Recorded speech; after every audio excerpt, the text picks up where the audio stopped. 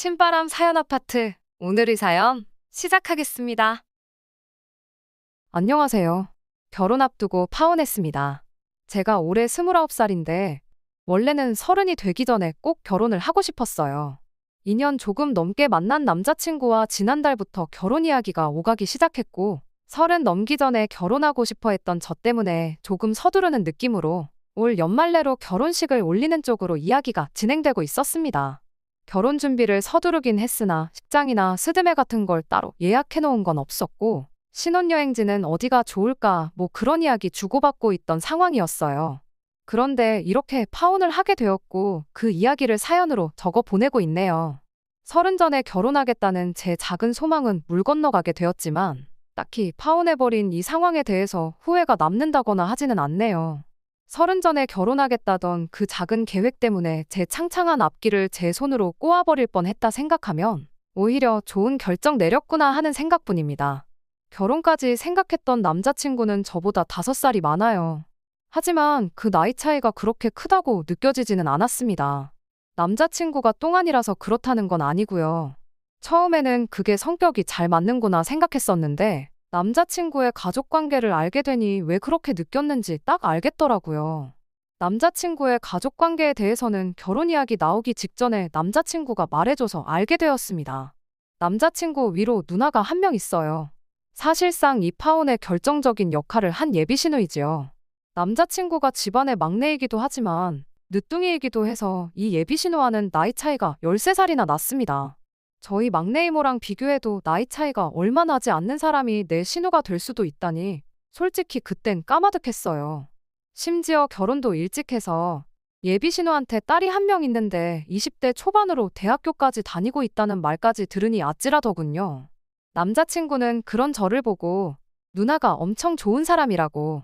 따지고 보면 누나도 누나네 시댁에선 며느리 아니겠냐. 거기에 딸 키우는 엄만데 걱정할 게 뭐가 있겠냐며 걱정일랑 할 필요가 없다고 말을 하더라고요. 그러다 하루는 그렇게 신경 쓰이면 먼저 한번 만나보자고 하면서 자리까지 만들게 되었지요. 그래서 처음 예비신우랑 만나게 되었습니다. 첫 인상만 두고 보자면 남자친구 말대로 제가 너무 사서 걱정을 했나 싶었을 정도였지요. 하지만 한번 봤다고 해서 그 사람을 다 파악할 수 있었겠나요? 그 자리에는 예비신우뿐만 아니고 예비신우의 딸, 그러니까 예비시 조카도 같이 나왔었어요. 예비신우가 딸한테 너 맨날 언니 있으면 좋겠다고 했었잖아 하면서 저랑 친하게 지내라는 식으로 이야기를 했지요. 쭈뼛거리는 게 내성적인 성격처럼 보이긴 했는데 그래도 또 요즘 애들이라고 하고 싶은 말은 다 하고 자기 의견 말하는데 거침이 없던 아이였어요. 아무튼 그날 저도 예비신우한테 제 소개를 하면서 제가 일하고 있는 회사라든지 이런저런 이야기를 나누게 되었는데 예비시 조카가 저희 회사 이름을 듣더니 눈이 반짝반짝 빛나더라고요. 알고 보니 예비시 조카가 학교를 관련 전공으로 다니고 있었고 또 저희 회사가 그쪽 방면에서는 이름이 있는 회사다 보니 당연히 관심이 있을 수밖에요. 예비시 조카도 졸업하고 나면 저희 회사 다니고 싶다며 저보고 참 부럽다고 하더라고요. 그런 자기 딸을 보고 있던 예비신우가 저를 보더니 참 잘됐다고 하면서 저보고 우리 딸 졸업하면 올케가 힘 좀 써주면 되겠네. 우리 딸 취직은 믿고 맡기면 되겠나 하면서 말을 하더라고요.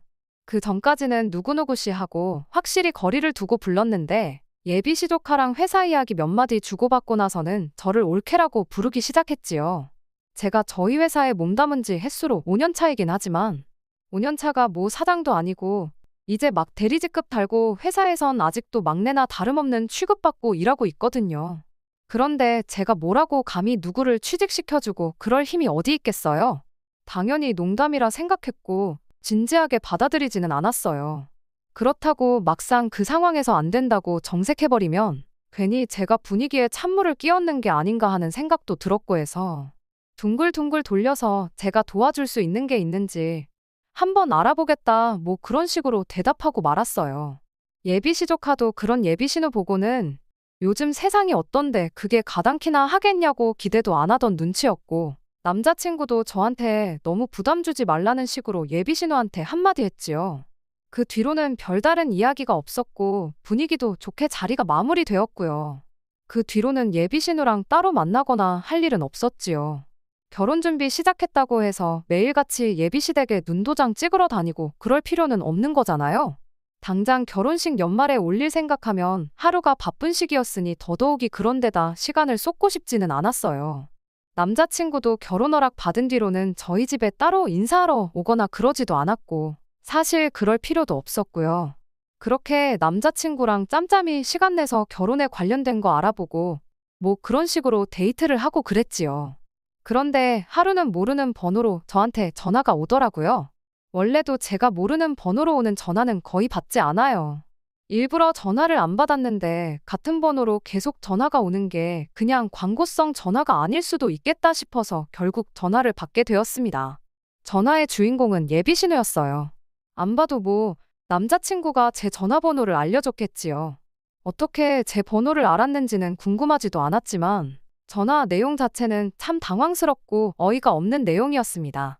이미 전화 받자마자부터 왜 이렇게 전화를 안 받냐는 식으로 짜증을 내기 시작했거든요. 처음 봤을 때랑은 180도 다른 말투로 계속 저를 다그치더라고요. 그때 알아봐 주기로 했던 우리 딸 취직 자리는 어떻게 돼가고 있는 거냐고. 약속을 했으면 가타부타 진행 상황이 어떻게 돼가는지 보고를 해야지. 3주 동안 아무 연락도 없을 수가 있냐며 성질을 내더라고요. 그때 그냥 농담 삼아 지나간 이야기로 알고 있었는데 예비신우는 마치 제가 예비신우를 취직시켜주겠다는 식으로 그걸 진심으로 받아들였었나 보더라고요. 그런 질문을 들으니 솔직히 뭘 어떻게 대답해야 하고 어디서부터 설명을 해야 할지 막막했어요. 좋은 게 좋은 거라고 끝까지 제대로 설명 안 했던 내 잘못도 있겠구나 싶어서 차라리 전화로 오해를 풀어줘야겠다 하는 생각이 들어서 솔직하게 대답을 해줬어요. 제가 인사권이 있는 것도 아닌데 취직시켜주는 건 불가능하다고요. 자칫 제가 괜히 일자리 알아봐준다고 여기저기 까불고 다녀봤자 역효과만 날 거라고 말해줬죠. 그 순간 올케로 바뀌었던 제 호칭은 그 말이 끝나기 무섭게 다시 누구누구 씨로 바뀌어 버렸어요. 저를 그렇게 안 봤는데 시댁에 점수 따겠다고 공수표나 날리고 다니고 그거 되게 안 좋은 행동이라면서 저를 비난하더군요. 목구멍 밖으로 튀어나오려는 말들을 눌러 참으며 그러면 그럴 게 아니고 제가 이력서나 자기소개서 같은 거 봐주고 업계 동향이라든지 취직 전에 미리 준비해두면 좋을 것들이라든지 그런 부분들을 예비시 조카 직접 만나서 설명을 해주고 그러겠다 했어요. 예비신우는 여전히 제가 처음이랑 말이 다르다면서 사람이 언행일치가 돼야 되는 거라고 뭐라 하더라고요. 그래도 안 되는 건 안 되는 거란 건 알았는지 그럼 예비시 조카 만나서 좋은 이야기도 해주고 취직 잘할 수 있게 도와달라 뭐 그런 식으로 자기 할 말만 하더니 전화를 뚝 끊어버렸어요. 좋게 마무리된 것 같기도 했지만 한편으로는 뭔가 영 찜찜한 기분을 지울 수가 없었습니다. 아무튼 그렇게 예비시 조카를 따로 밖에서 만나게 되었지요. 안 그래도 결혼 준비로 바쁜 와중이기도 했고 주말간에는 남자친구랑 이것저것 알아보러 다니기로 이미 약속이 돼 있고 상담 예약도 있어서 따로 시간을 비우기가 애매했어요. 그래서 금요일에 퇴근하고 만나기로 했지요. 일주일 내내 쌓인 피로도 장난이 아니었고 주말도 일정이 꽉 차서 푹 쉬고 싶었는데 그래도 힘든 몸 이끌고 약속 장소로 나갔습니다. 그런데 그날 만난 예비시 조카도 누구를 닮았는지 보통은 아니구나 싶더라고요. 퇴근하고 예비신우네 집 근처 카페까지 힘들게 나갔어요. 집 방향도 반대고 솔직히 예비시 조카가 저희 회사 근처로 오는 게 맞다고 생각했지만 애 공부하느라 힘든데 피곤하게 만들지 말라는 예비신우 말에 어쩔 수 없이 제가 그쪽까지 가게 되었지요. 그런데 예비시 조카는 그날 저에게 보여준 모습과는 달리 그닥 취직에는 하나도 관심이 없어 보였습니다. 회사 들어가고 싶은 건 들어가고 싶은 거고 현실적으로 자기 성적으로는 이력서 통과도 안 될 거 알고 있다면서 제가 준비한 이야기들은 들을 생각도 없어 보이더라고요. 엄마가 하도 나가보래서 나온 자리라고 하더니 저보고 언니 하면서 자기는 사실 언니랑 친해지고 싶어서 나온 자리라고 하더라고요. 지루하게 이런 이야기 나누지 말고 저보고 근처에 백화점이 있으니 거기 쇼핑이나 가자고 하는 거예요. 얼떨결에 예비시 조카 따라서 백화점까지 따라가게 되었는데 몸은 피곤해 죽겠는데 이게 뭐 하는 건가 싶더라고요. 그러던 와중에 예비시 조카가 정신이 퍼떡 들게 만들어주더라고요.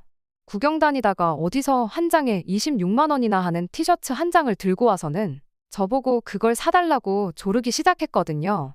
언니 언니 하면서 애교까지 부리면서 말이에요.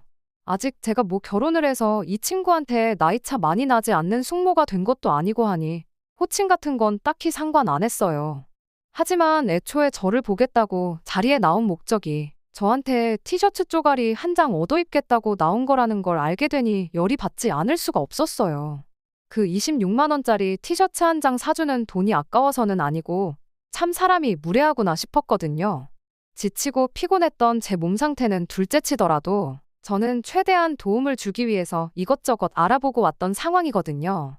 실제로 성적표가 안 좋아도 관련 자격증이라든지 공모전이라든지 외국어 실력 같은 것만 가지고도 회사에 취직 성공해서 다니고 있는 직원들도 몇 있어서 어떻게 준비하는 게 좋을지 그 사람들 붙잡아가며 물어본 고생까지 생각하니 저도 모르게 터져버리고 말았어요. 그렇다고 제가 욕을 했다거나 그런 건 아니에요. 말이 좀 세게 나가긴 했어요. 정신 차리라고 바쁜 사람 불러다 놓고 이러는 거 솔직히 보기 안 좋다고요. 이러나 저러나 결혼하게 되면 내가 아가씨 언니가 아니고 숙모가 되지 않겠냐 하며 호칭도 한번 정리를 해줬어요.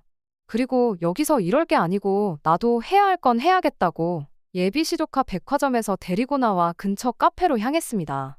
그리고 원래 목적대로 알려주기로 한 것들 다 설명해줬지요. 따놓아야 할 자격증이나 영어 시험 점수라던가 해서 제가 알아온 것들 하나씩 설명해주기 시작했어요. 그런데 예비 시조카는 관심이 전혀 없다는 듯 너는 떠들어라 하는 식으로 지루한 표정을 짓고는 핸드폰으로 아까 보던 옷 구경이나 하고 있더라고요. 그래서 또 한마디 했어요. 내가 여기 나온 거 너네 엄마 부탁으로 온 거다. 우리 회사에서 일하고 싶다고 말한 건 너 아니었냐. 이러는 거 진짜 예의 아니고 그런 식으로라면 우리 회사는 커녕 그 어떤 회사도 취직 못할 거다.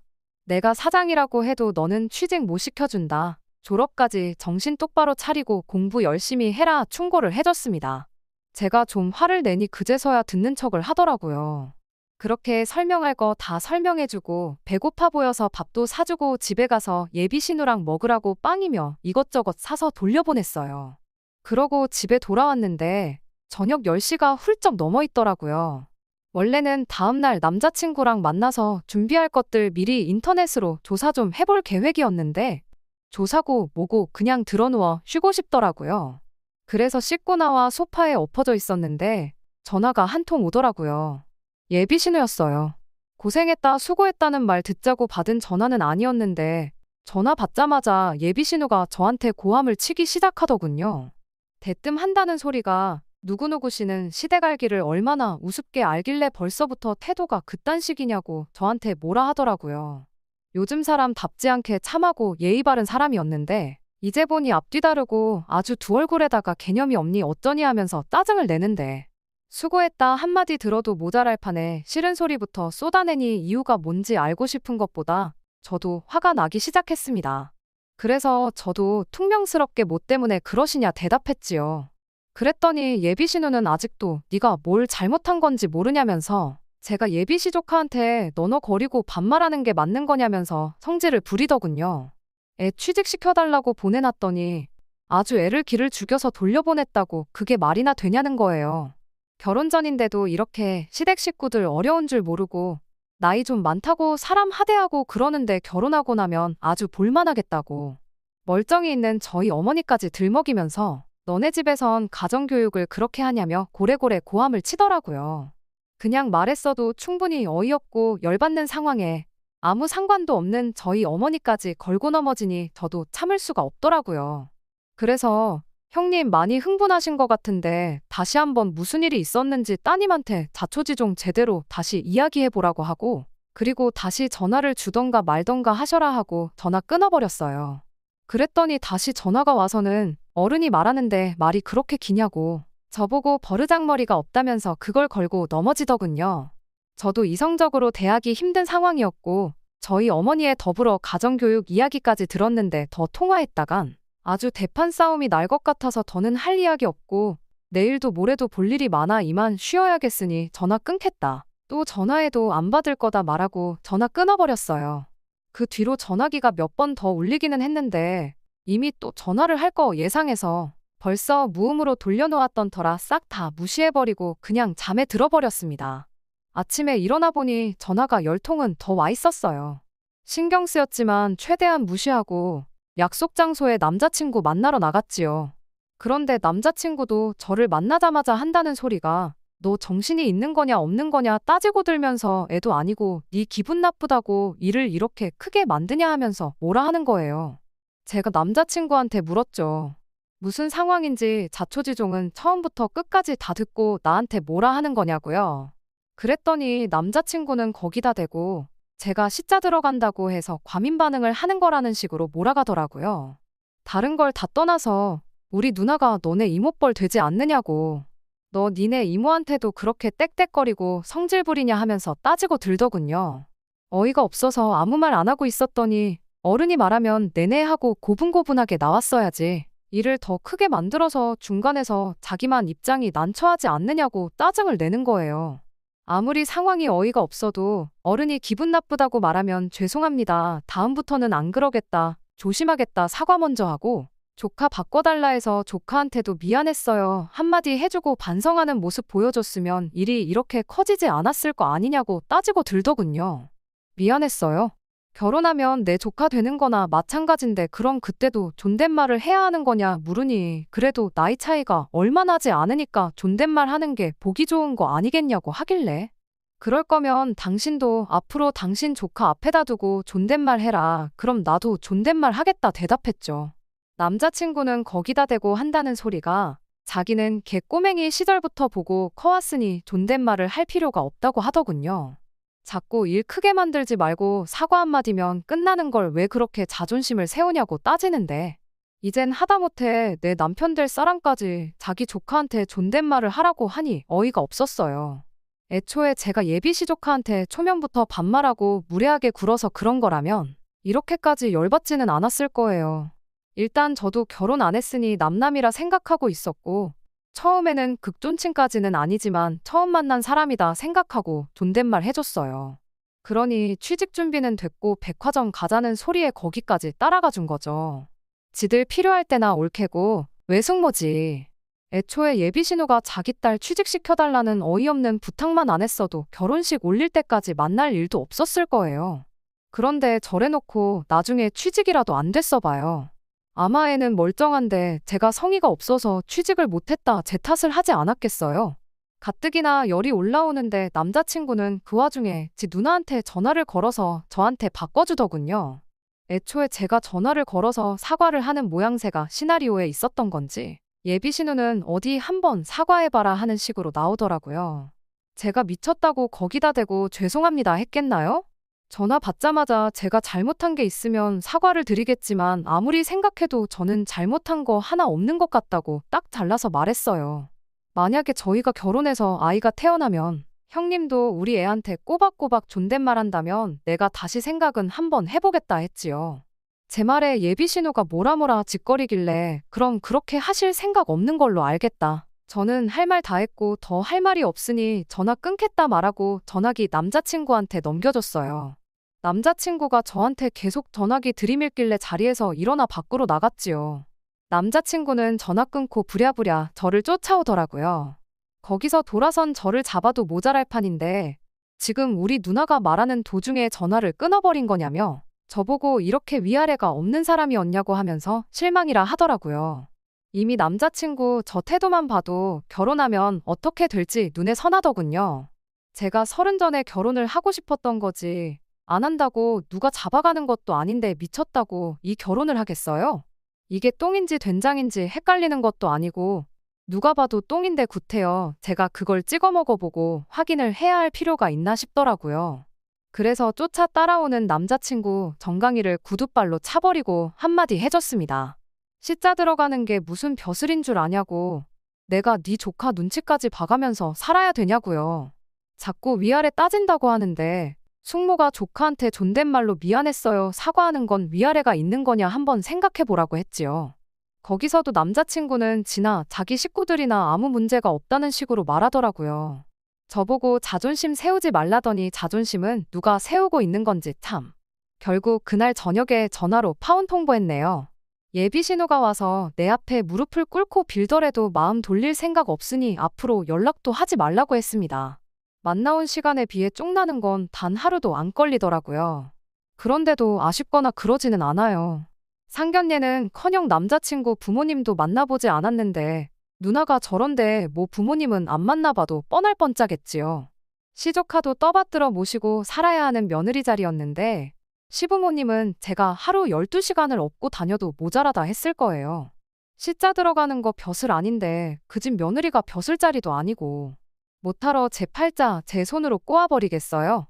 그나마 일찍 파혼해서 제 아까운 시간 조금이라도 절약할 수 있었다는 걸 위안 삼으려고 합니다. 끝까지 들어주셔서 감사합니다. 오늘의 사연은 여기까지입니다. 구독과 좋아요, 알람 설정 부탁드리고 더 좋은 사연으로 다시 찾아뵙겠습니다. 감사합니다.